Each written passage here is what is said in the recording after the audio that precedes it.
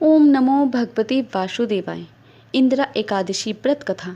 सतयुग में इंद्रसेन नाम के प्रतापी राजा राज्य करते थे। वे भगवान विष्णु जी के परम भक्तों में से एक थे। महिष्मती राज्य का राजा होने के कारण उनके पास किसी भी वस्तु की आवश्यकता नहीं थी। कहते हैं कि एक दिन उनके राज्य में नारद मुनि जी का आगमन हुआ।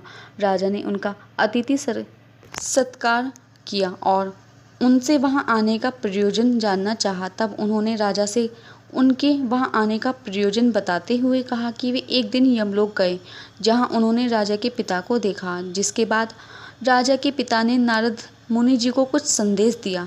राजा के पिता ने बतलाया कि किसी कारणवश एकादशी के व्रत में उनसे कोई बाधा उत्पन्न हो गई थी, जिसकी वजह से उन्हें यमलोक में यमराज के पास ही समय व्यतीत करना पड़ रहा है। नारद जी ने राजा से उनके पिता का संदेश बताते हुए कहा कि अगर आपसे संभव हो सके तो वे अपने पिता के लिए इंदिरा एकादशी का व्रत करें, जिसके परिणाम स्वरूप उनके पिता यमलोक से मुक्ति पाकर स्वर्गलोक स्थान पा सकेंगे।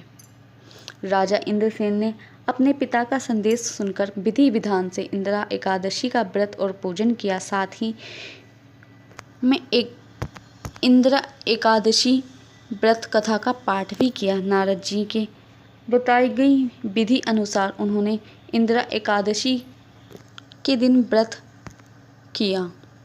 राजा ने सुबह स्नान आदि के बाद शालिग्राम स्वरूप भगवान के समक्ष अपने पितरों का श्राद्ध किया। उसके बाद ब्राह्मणों को आदरपूर्वक भोजन कराया और उन्हें दक्षिणा देकर श्रद्धापूर्वक विदा किया। जिसके बाद बचे हुए भोजन को गाय को खिलाए।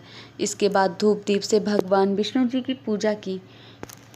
इसके बाद रात्रि में जागरण करके अगले दिन सुबह दान करके व्रत का पारण किया। नारद जी के कथानुसार राजा ने ऐसा ही किया, जिसके बाद राजा के पिता को स्वर्गलोक में स्थान प्राप्त हुआ।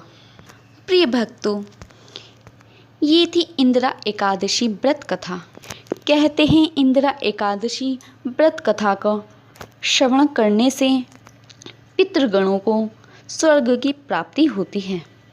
इसलिए आप इंदिरा एकादशी व्रत कथा का पाठ अवश्य ही सुने।